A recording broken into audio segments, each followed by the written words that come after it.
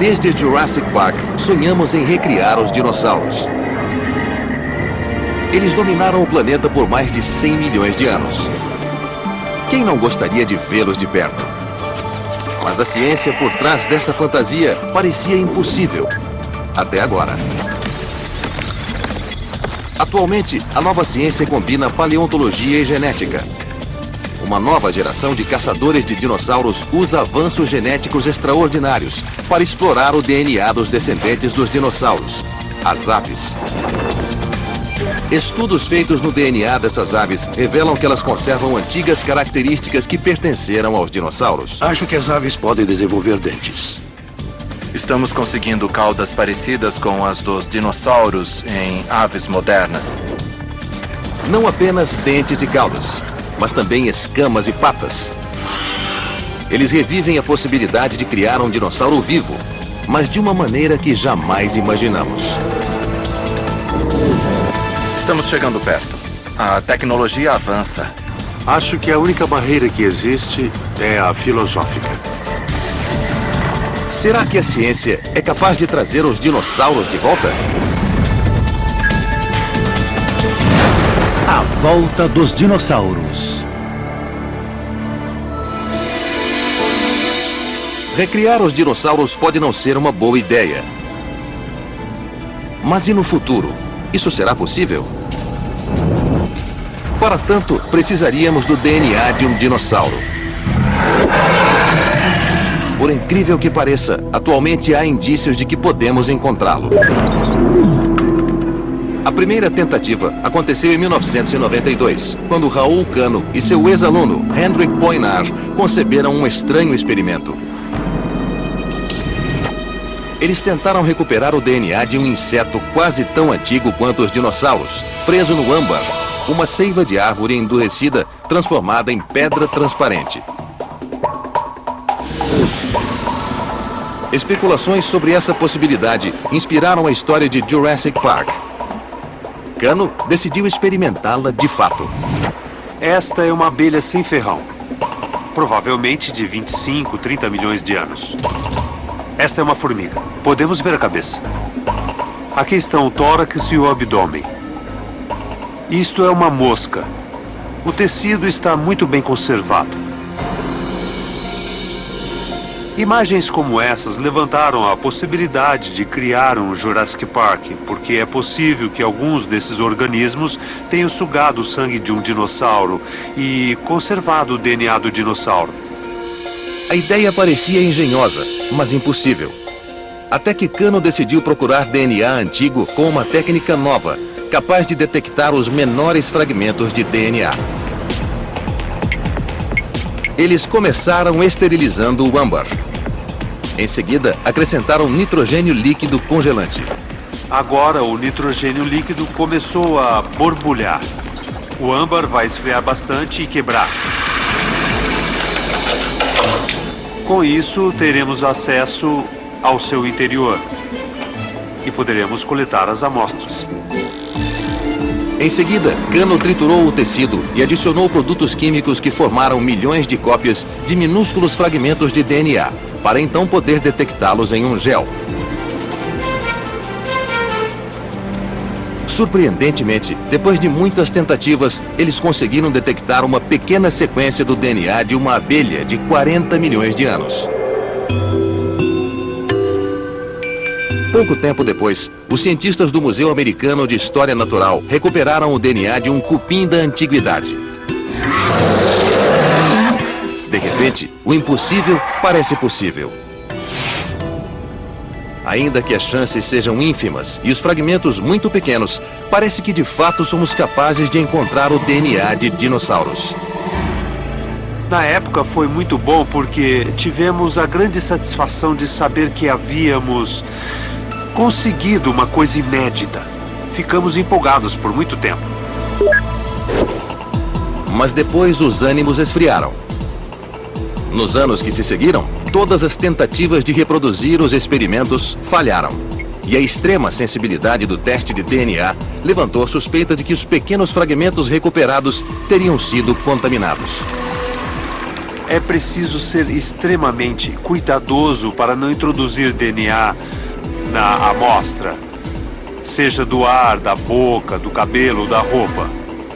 Estamos sempre correndo o risco de amplificar o material errado. Os cientistas abandonaram a busca por DNA conservado em âmbar. Mas de lá para cá, pesquisadores recuperaram filamentos mais longos de DNA de um mamute de 40 mil anos e dos ossos do homem de Neandertal, de 45 mil anos. Então, por que não dos dinossauros? O problema é que o DNA é frágil. Durante a fossilização, bactérias, água, mudanças de temperatura e raios cósmicos provocam a decomposição. Atualmente, muitos cientistas duvidam que o DNA possa sobreviver mais do que alguns milhões de anos. Aparentemente, recriar dinossauros jamais será possível. Mas a esperança de encontrar o DNA de dinossauros ressurge inesperadamente. Desta vez, ele pode vir direto de um dinossauro. O famoso paleontólogo Jack Horner foi consultor do filme Jurassic Park. Ele descobriu a primeira evidência de que os dinossauros cuidavam dos filhotes. E foi pioneiro em técnicas modernas e inovadoras, como o uso do laser em mapeamento. Em seguida, ele foi responsável por outra inovação. Em 2003, nas terras desertas de Montana, a equipe de Horner descobriu um esqueleto de Tiranossauro Rex, muito bem conservado. Mas o local era tão distante que só podia ser alcançado por helicóptero. E o osso era tão pesado que precisou ser quebrado em dois. Normalmente, ninguém quebra os ossos que encontra, nem a nossa equipe. Foi a primeira vez que fizemos isso, porque era o único jeito de tirá-lo de lá.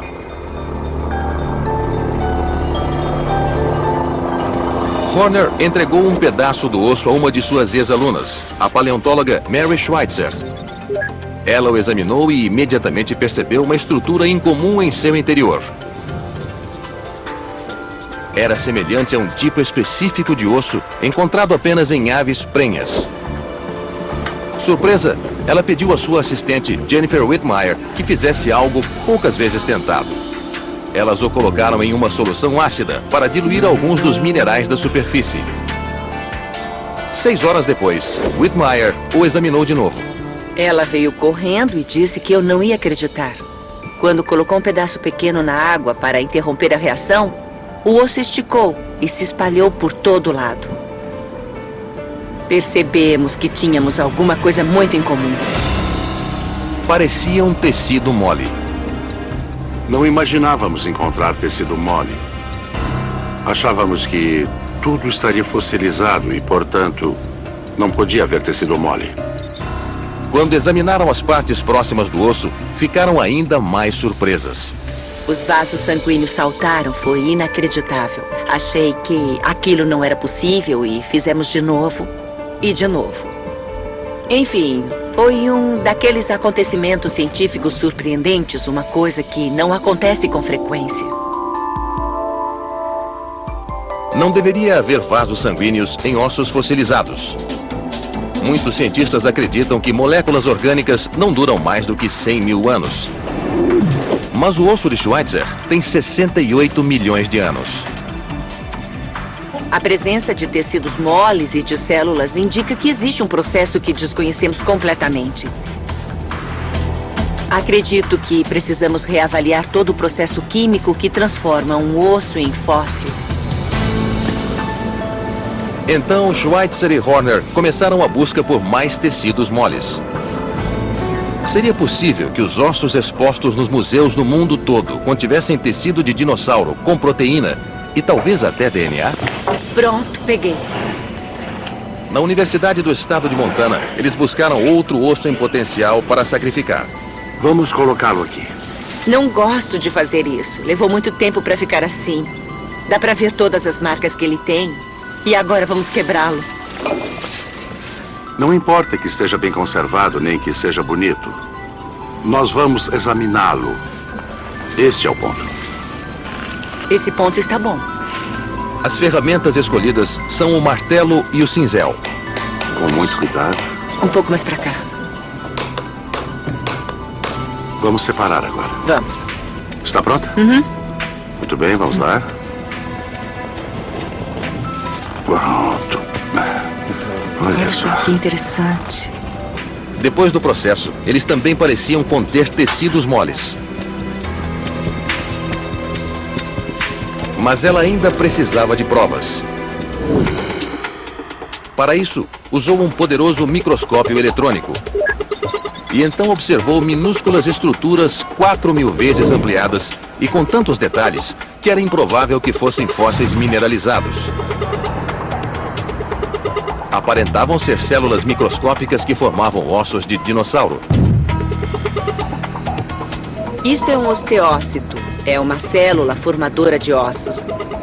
Os osteócitos são muito peculiares porque possuem pequenas extensões chamadas filopódios. Podemos seguir os filopódios até o corpo da célula. Depois ela se divide e desvia. É muito interessante. O osso de Schweitzer parecia preservar tecido mole. Ele podia nos dizer mais sobre a biologia desses animais pré-históricos e até conter DNA. Nessa altura, eu acho que tudo é possível. E se for, será que isso poderia ser usado para recriar um dinossauro? É improvável. Só podemos recuperar fragmentos minúsculos de moléculas gigantes de DNA. Mesmo que tivéssemos algum meio de encontrar DNA em pequenos fragmentos e torcendo para que toda vez que encontrássemos esses fragmentos eles fossem inéditos, as chances de encontrar o suficiente para fazer um dinossauro é virtualmente impossível, eu acho. Portanto, o cenário de Jurassic Park jamais se materializará, pelo menos com a atual tecnologia. Mas Horner vê no horizonte um novo método que poderia criar um dinossauro em nossos dias.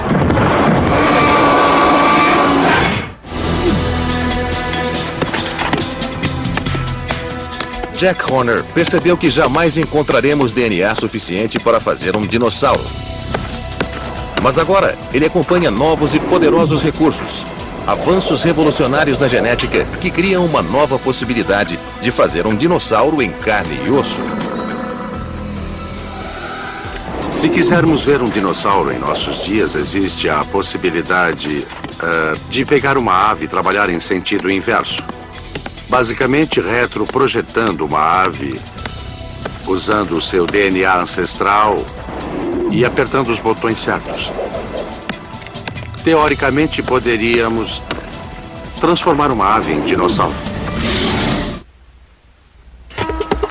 Na década de 1990, os cientistas começaram a descobrir dinossauros na China, enterrados sob cinzas vulcânicas que conservaram detalhes incomuns, tais como garras retráteis, dentes e penas, exatamente como as aves. Mas era só o começo. O que caracteriza uma ave? Instantaneamente as pessoas dizem penas, mas alguns dinossauros também tinham penas. Portanto, não são sinais exclusivos das aves. Ossos ocos, mas os terópodes tinham ossos ocos. Ovos alongados. Os ovos dos dinossauros são alongados. Isto é, a lista de semelhanças é interminável. Na prática, as características que achamos serem exclusivas das aves vieram dos dinossauros. A maior parte dos paleontólogos agora acredita que as antigas aves descendiam dos raptores, uma categoria de terópode que inclui o velociraptor. Ei, vem cá. Vem cá. Mas para Horner e alguns de seus colegas, há uma maneira infalível de provar que as aves evoluíram dos dinossauros. Demonstrando que os cientistas podem retroceder o relógio evolutivo e retroprojetar um dinossauro a partir de uma ave. Parece absurdo, mas quando percebemos as muitas características que eles têm em comum, parece muito fácil. E os impressionantes avanços que podem tornar isso possível. Horner e alguns de seus colegas acreditam que o DNA de uma ave moderna contém memória genética e que a maioria dos genes característicos dos dinossauros ainda existe. Eles apenas estariam desativados ou ligeiramente modificados. O suporte científico dessa estranha afirmação vem de um recente avanço na solução de um dos maiores mistérios da ciência. A forma como uma única célula torna-se um organismo complexo, como um dinossauro ou um ser humano.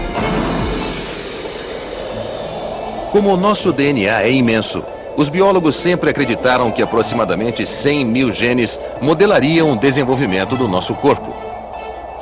Posteriormente, os cientistas decodificaram nosso genoma, a sequência completa do DNA humano. Sean Carroll é geneticista e investiga esse mistério. Havia estimativas de que os humanos deveriam ter 100 mil genes, enquanto os outros animais teriam 20 mil ou 30 mil, mais ou menos, mas isso simplesmente evaporou-se. Assim que o primeiro rascunho do genoma humano foi feito, ficou claro que nossos genomas são muito parecidos com os de outros animais. Uma humilhação.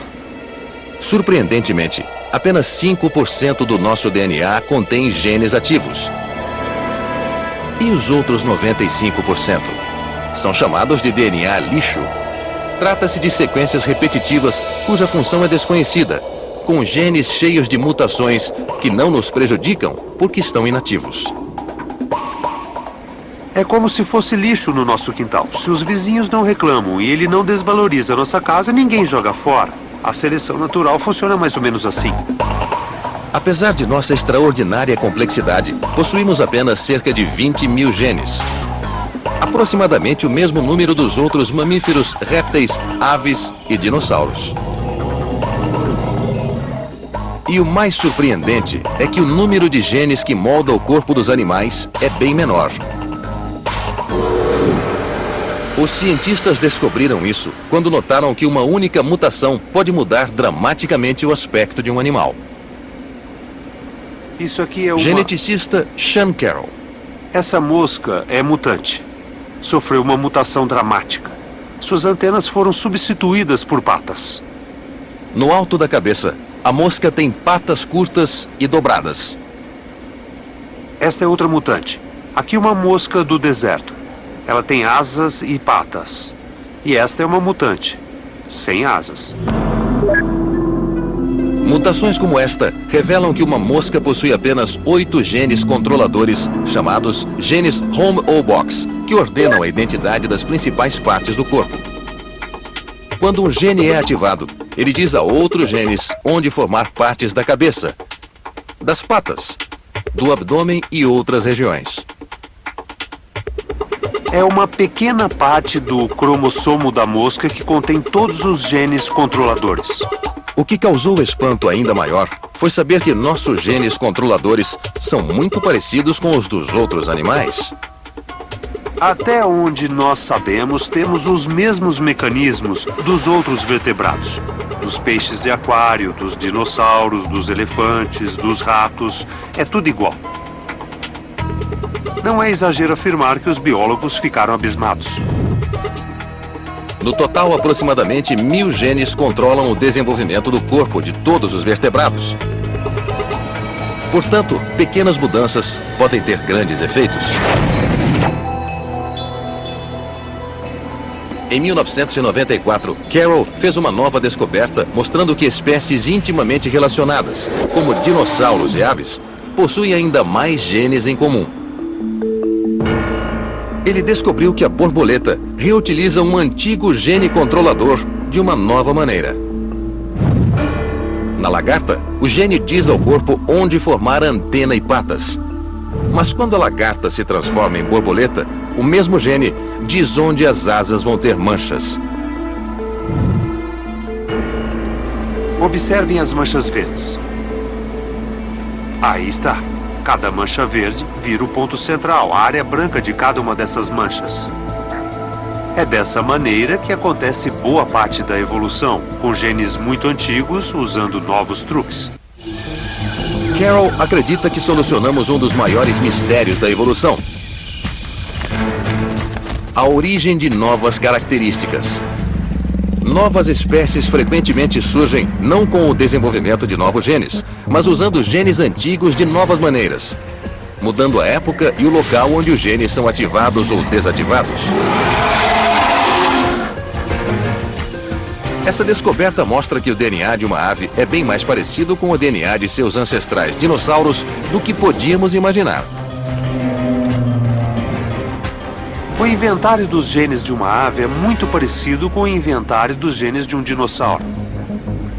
Apenas a coreografia do uso desses genes durante o desenvolvimento é diferente. Há uma enorme continuidade genética que conecta aves a dinossauros, mas há pequenas diferenças nas decisões tomadas durante o desenvolvimento que fazem a diferença entre uma galinha e um tiranossauro.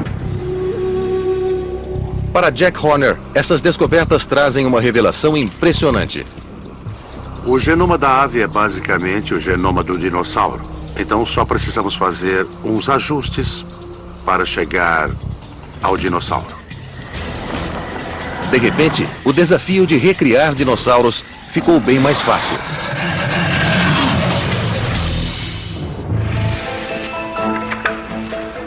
Para o paleontólogo Jack Horner, os recentes e surpreendentes avanços na genética criam uma possibilidade nova e fascinante. As aves carregam a memória genética de seus ancestrais. Então podemos retroprojetar essencialmente os traços do dinossauro com uma ave. A crença de Horner baseia-se em experimentos que já estão descobrindo essas características dos dinossauros. Seu colega Hans Larsson, da Universidade McGill, está conduzindo um desses experimentos. Larsson está pesquisando as mudanças genéticas que há mais de 150 milhões de anos transformaram as longas caudas dos dinossauros nas caudas curtas das aves. Este é um albertossauro, parente do tiranossauro. Ele tinha uma cauda que começava aqui no quadril e se estendia por 35 vértebras. A ave mais primitiva, a Archaeopteryx, tinha cerca de 15 vértebras na cauda. Já as aves modernas, como a galinha, possuem de 5 a 8 vértebras na cauda. Como essa transição se deu em um espaço de tempo muito curto, aposto que a galinha e todas as aves modernas têm a habilidade de desenvolver uma cauda igual ao dinossauro. Café? Por favor. Larsson é de uma nova geração de paleontólogos, na vanguarda de um novo campo. Ele ajudou a descobrir 7 novas espécies, inclusive um carnívoro gigante no Ártico. Mas também fica à vontade em laboratórios de genética. E está ansioso para aplicar técnicas moleculares no estudo dos dinossauros. Ele começou a estudar o desenvolvimento da cauda de uma galinha comum com uma atenção até então nunca vista. Ele coloriu embriões em diferentes estágios de desenvolvimento e, ao examinar um deles, com apenas 1 dia e meio, ficou surpreso. Larsson esperava encontrar 4 ou 8 vértebras, como a galinha adulta.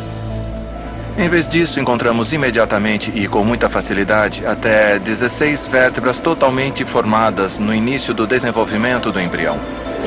Podemos ver que há caudas suficientemente alongadas nas aves, caudas parecidas com as dos répteis nos embriões em formação. Se acompanharmos o desenvolvimento, vamos ver que vai encurtando cada vez mais até o nascimento, até sobrar apenas 5 vértebras na cauda.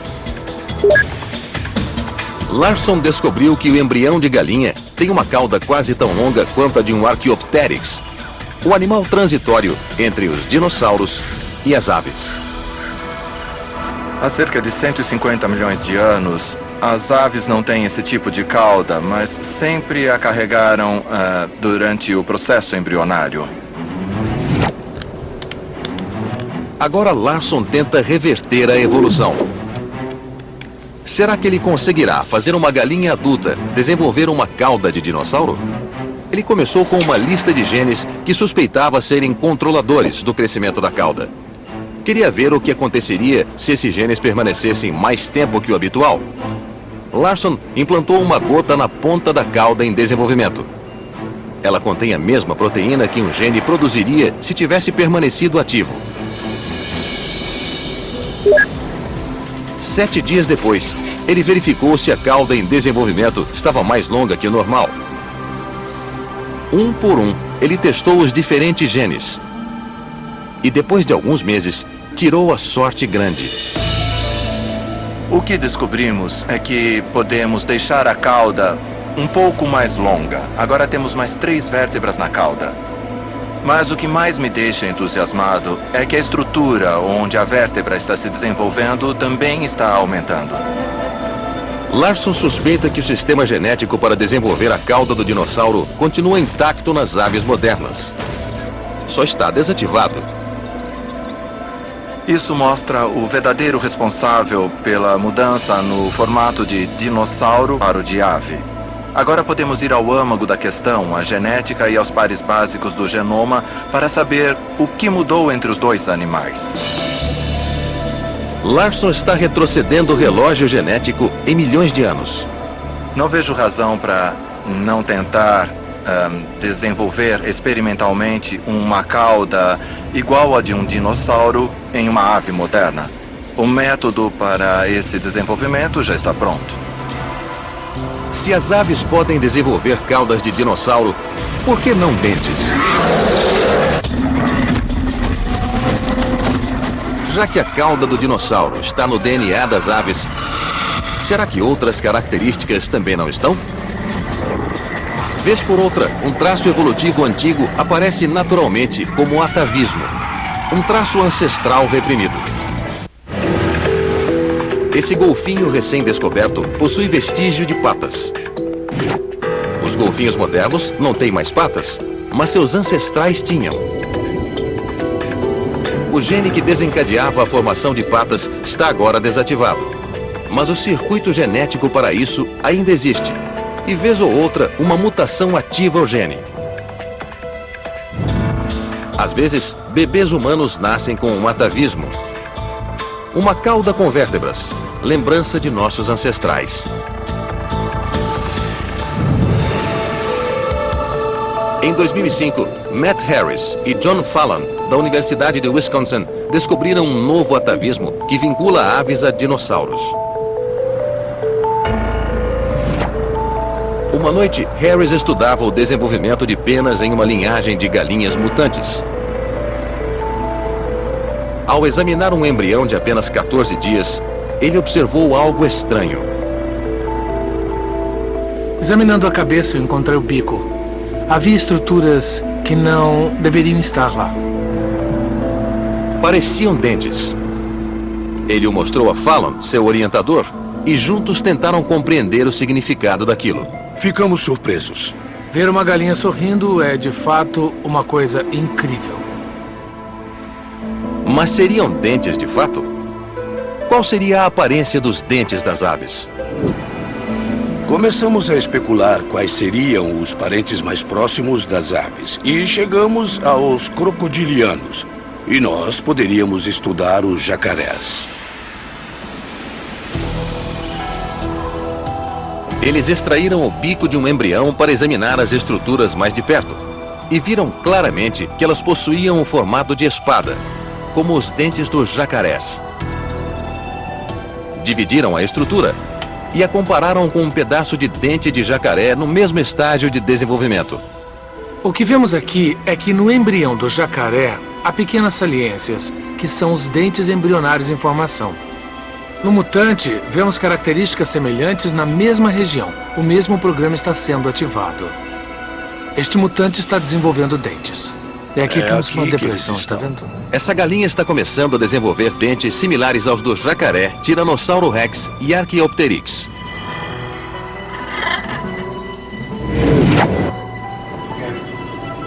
Mas será que todas as galinhas ainda possuem o sistema dos antigos dinossauros?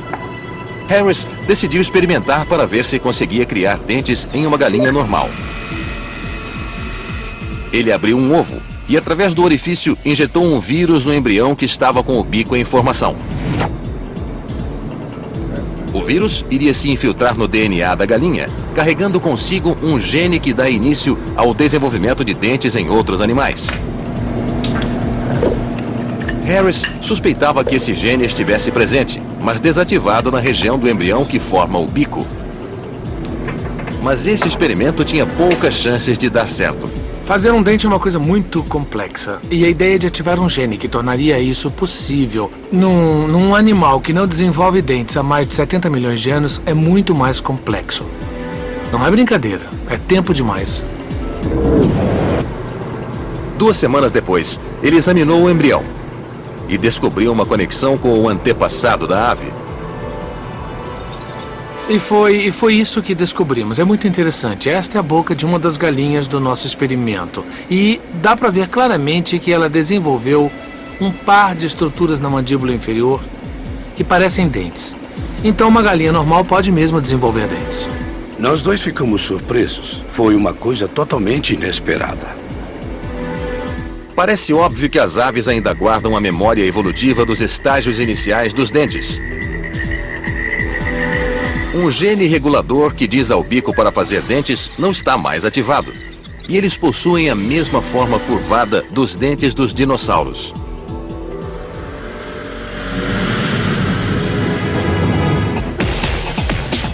O DNA das aves ainda contém os genes para fazer um dinossauro? E as longas penas? Surpreendentemente, novos experimentos mostram que a engenharia genética pode deixar uma ave com a pele escamosa, igual a um Triceratops ou um Tiranossauro Rex. Matt Harris e John Fallon acreditam ter encontrado o gene que transforma as escamas do dinossauro em penas. A primeira pista surgiu quando começaram a trabalhar com uma antiga ninhada de galinha chinesa, chamada ave sedosa. A sedosa possui penas primitivas e macias, parecidas com as que os cientistas acreditam terem sido ostentadas por dinossauros emplumados. Mas Fallon e Harris estão impressionados, porque essa ave naturalmente mutante é diferente das outras. Olhando para a ave normal, vemos escamas, mas ao olharmos para a galinha sedosa, o que vemos são penas. É evidente que as aves possuem os 2 genes, mas há outra semelhança entre escamas e penas. São feitas da mesma proteína, chamada queratina, a mesma das nossas unhas.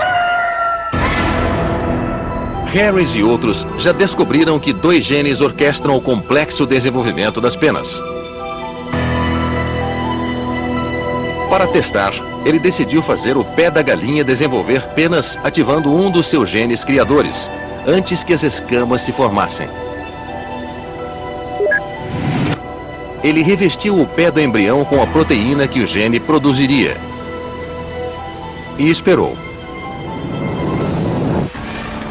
A coloração azul revelou a ação do gene no pé da galinha, enquanto as penas primitivas se desenvolviam. Harris e Fallon fizeram surgir penas rudimentares no lugar de escamas. Na primeira observação eu fiquei assombrado. Então chamei o John, ele viu aquilo e disse que não havia mais dúvida. Os pesquisadores estão descobrindo as exatas mudanças genéticas que fizeram as escamas dos dinossauros evoluírem para penas.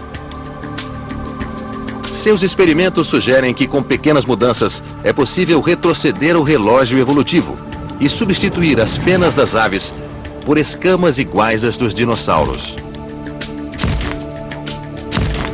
Acho que ao estudar mais poderemos fazer isso. O conhecimento genético está na ave, e se for correto que os ancestrais das aves eram escamosos, seremos capazes de induzir escamas nas aves. Outra diferença entre dinossauros e aves parece difícil de conciliar. Os dinossauros tinham patas, enquanto as aves têm asas. Mas Hans Larsson descobriu que elas também são geneticamente semelhantes. Os dinossauros mais próximos das aves têm 3 dedos muito longos na pata. 1, 2, 3. Esses dedos são muito apropriados para segurar e agarrar as presas.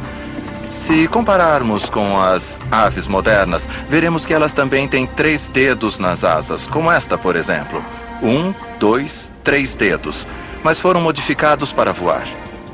Agora sabemos que há vestígios dos 3 dedos da asa da ave nos 3 dedos da pata do dinossauro, tanto genética como anatomicamente. Larson tem poucas dúvidas de que com mais pesquisas seremos capazes de transformar as asas de uma ave em patas de dinossauro. Experimentos genéticos como esses de Larson, Fallon e Harris estão esclarecendo os elos evolutivos entre dinossauros e aves. Para a maior parte dos cientistas, isso basta. Mas eles levantam uma intrigante possibilidade. Se alguém fosse suficientemente louco para tentar criar um dinossauro a partir de uma ave, seria bem-sucedido? Essa possibilidade se funda na enorme velocidade com que estamos sequenciando os genomas, o plano integral do DNA de um animal. Sequenciadores estão decodificando o mapa completo do DNA. Estamos decodificando inclusive os genes individuais. E não estamos decodificando apenas o genoma humano, mas também de cavalos, gatos, cães, ratos e galinhas.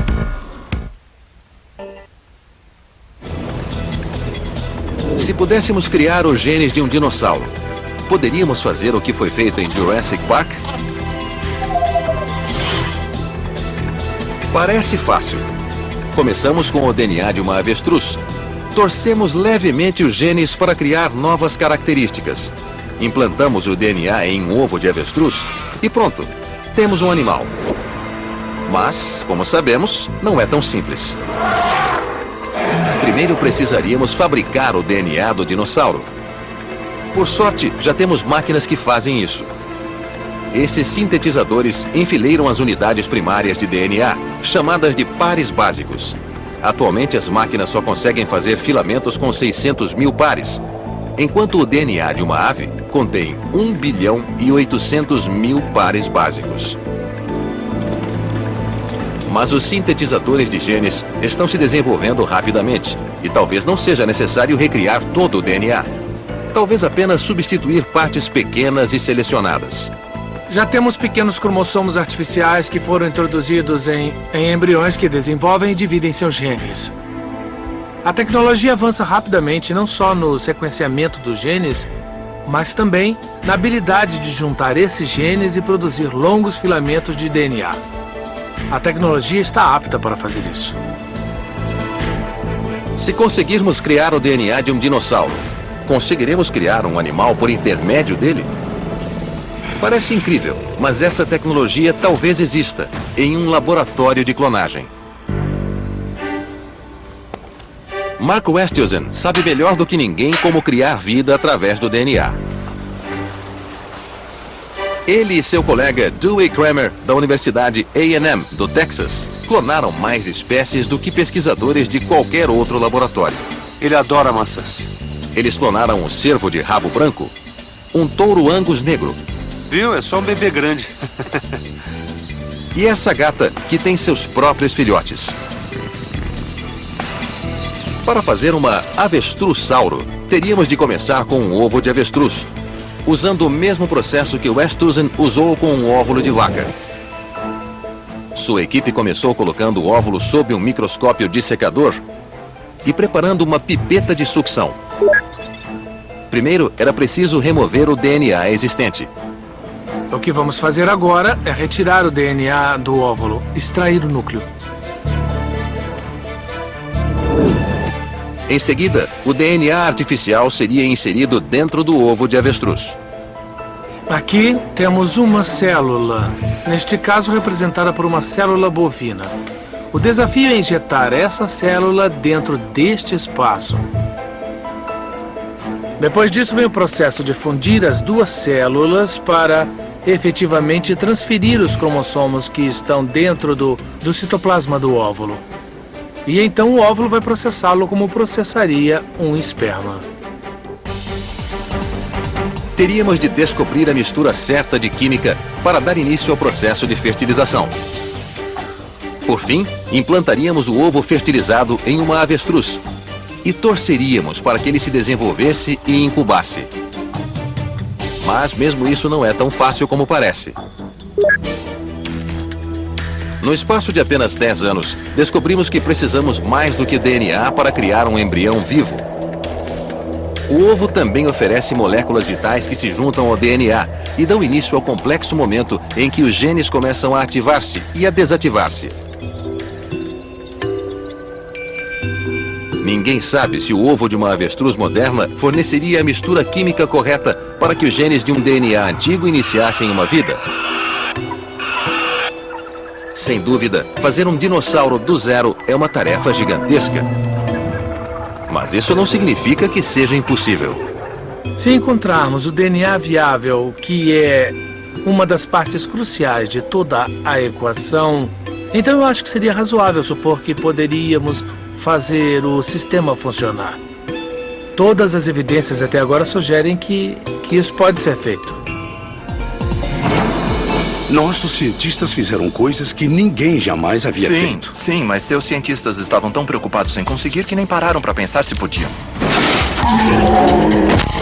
Atualmente, nenhum cientista está pensando em criar um parque temático igual ao de Jurassic Park. Eles querem entender como a evolução funciona. Por meio de seus experimentos, podemos compreender melhor a história genética dos animais modernos. E até mesmo a nossa. Mas com tempo e dinheiro suficientes, poderia alguém produzir uma criatura parecida com o dinossauro a partir de uma ave? Sean Carroll vê muitos obstáculos no caminho. Dê só uma olhada nisso aqui. Podemos imaginar algum tipo de tentativa para mudar essa ou aquela característica. Haveria muitas tentativas e erros, um número inimaginável de passos. Portanto, não vou nem tentar imaginar quanto tempo levaríamos para fazer algum progresso nessa direção. Mas Jack Horner acredita que em menos de 50 anos isso será possível. Não tenho dúvida de que pode acontecer. Há chances de criar uma ave com muitas características de dinossauro são grandes. Hans Larsson vai mais longe. Ele acredita que em mais ou menos 100 anos será possível retroprojetar animais idênticos aos antigos dinossauros. Alguém pode usar tudo o que sabemos sobre desenvolvimento, genética, as partes não genéticas do assunto e criar qualquer tipo de anatomia que existe por aí. Por que não seria possível usar todas essas informações, mudá-las um pouco e produzir um Tiranossauro Rex ou alguma coisa parecida com ele? Acho que esse tipo de cenário é bem provável. Talvez antes do que imaginamos. Será que assistimos ao último Jurassic Park? Talvez não. Versão brasileira, Vox Mundi. Para dizer a verdade, eu já me imaginei subindo num palco para palestrar tendo uma galinha-sauro, ou sei lá como se chamaria, ao meu lado. Seria muito legal.